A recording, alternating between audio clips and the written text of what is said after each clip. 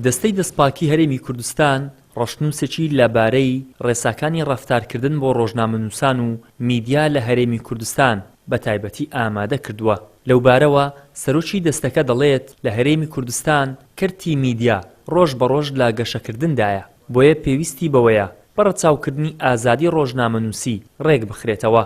کەرتی میدیا لە هەرێمی کوردستان ڕۆژ بە ڕۆژ لە گەشەکردن و فراوانبووندایە کە بە تەکید کەەوە ڕەنگە پێویستی بەوەیە کە بەردەوام ئەو کەرتە ڕێک بخرێتەوە. کۆڵگەیەکی ئەساسی هەر سیستەمێکی دیموکراتی و شارستایی لە جیهاندا یەکێک لە پێوەرەکانی کە قیاسی پێکرێ ئازادی ڕۆژنامەنووسیە، بەڵام بە تەکید ئازادی ڕۆژنامەنووسی لە زۆربەی وڵاتانە بە یاسا و بە ڕێسای جیاواز و زۆر تەنزیمەکرێ بۆ ئەوەی هاوسەنجێک لە نێوان ئەو پرەنسیبە گرنگە کە ئازادی ڕۆژنامەنووسیە و پێشێل نەکردی مافی خصوصیەتی تاکەکاندا فراهەم بکرێت.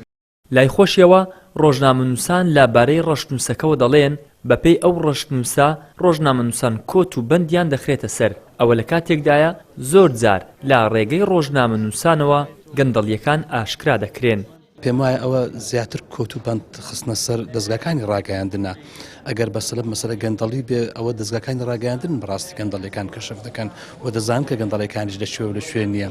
من ئەوەی کە دەبینم لە ڕابردوودا بەڕاستی دەستگاکانی ڕاگەاندن بە تایبەتی دەستگاکانی دەرەوەی دەسەڵات دەستگا ڕاگەاندنەکانی دەسەڵات کەمترین زانیاریان پێدەدەن و پێشیان نادەن، بۆیە ناچار دەبن کە شیکاری بۆ هەندێک لە بابەتەکان بکەن. لەم حاڵەتانەشدا تۆ کە دەست نەگا بە زانیاری وە ئەوەی کە پێی دەڵێن دەستگای میدیا و زانیاری لە هەرێمی کوردستان زانیاری نەداتە ئەو ڕاگەاندانەی کە لە دەرەوەی دەسەڵاتن وەکو پێویست لەسەر هەر بابەتێک کەواتە ئەنی دەستگای ڕاگەاندن مەجبورە لە ڕێگای ترەوە لە شوێنی ترەوە بە زۆرێکی ترەوە شیکاری بکە.